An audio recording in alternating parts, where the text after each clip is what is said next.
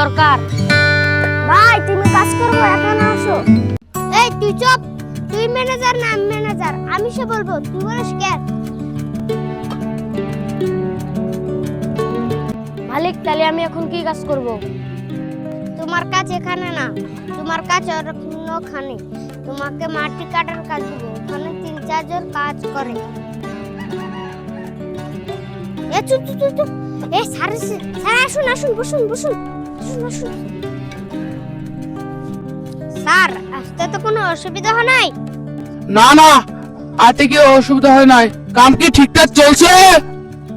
হ্যাঁ, কোন সব ঠিকঠাক চলছে। ফিরোজ, তাড়াতাড়ি আর কামটা দিয়ে আসো তো। ঠিক আছে বস। এই যে এটা তোমার মাটি কাটার কাম, তুমি কাটো, আমি এখানে বসলাম।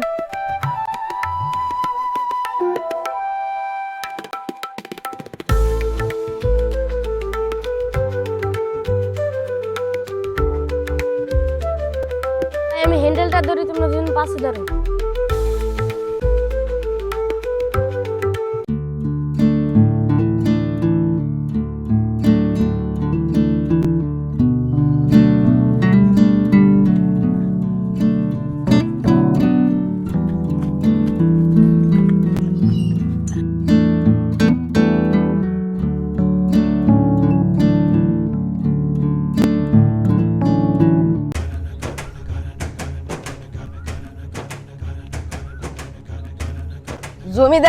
জমিদার সাহেব আমার ছেলেকে ফট করে বাঁচান।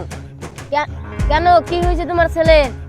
জমিদার সাহেব আমার ছেলেকে বাঁচান, আমার ছেলেকে সাপে কামড় দিয়েছে, আপনি দুটো পায়ে ধরি। থাক থাক থাক, চলো, তোমার ছেলে কোথায়, চলো। স্যার এই 2 টাকা ভিখারির নাকি আপনি যাবেন নাকি? তুই জানিস আমাদের গ্রামের যত গরিব লোক আছে সবদেরকে আমি ভালোবাসি। আমি একজন গরিব ছিলাম, এরকম করে আমাকে মানুষ তাড়াই দিত, কিন্তু আমি এখন তাড়াই দিব না। চলো।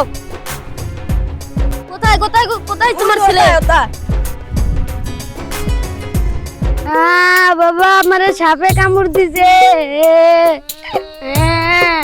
সাপরি সাহেব, আমার নাতনিটাকে বাঁচান আপনি, তাড়াতাড়ি করেন। এইটা তো কোনো সাধারণ সাপে কামড় দেয়নি, এটাকে দিয়েছে কাল নাগিনে কামড়। এটা বিন বাজাতে হলে মরণ বিন বাজাতে হবে, এটা অনেক ক্ষতিকর। যদি আমাকে মরণ বিন বাজাতে হয় আমাকে অনেক টাকা দিয়ে রাখবো। যত টাকা লাগে আমি দেবো, তাও তুমি মরণ বিন বাজাও। ঠিক আছে, তাহলে আমি করছি। সবাই এক সরে দাঁড়াও, আমি বিন বাজাবো, সবাই সরে দাঁড়াও।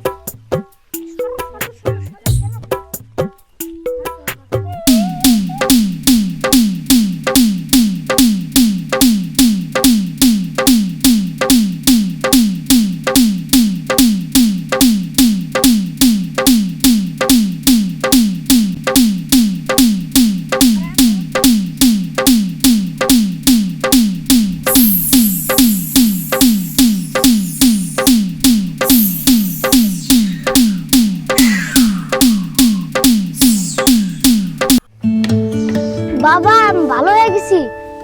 টাকাটা আমি তাহলে পরে নিবনি, কিন্তু আমার এখন বাড়িতে ওষুধ খেতে হবে। আমি চললাম। জমিদার সাহেব, আপনি যে আমার উপকার করছেন এই ঋণ আমি জীবনেও ভুলতে পারবো না। এটা কোনো কথা হলো? এটা আমি কত মানুষের উপর করি, এটা আমার কর্তব্য। আপনারা যদি বাচ্চা ভিডিও দেখতে চান তো লাইক শেয়ার কমেন্ট করবেন, আঙ্গ পাশে আপনারা থাকবেন।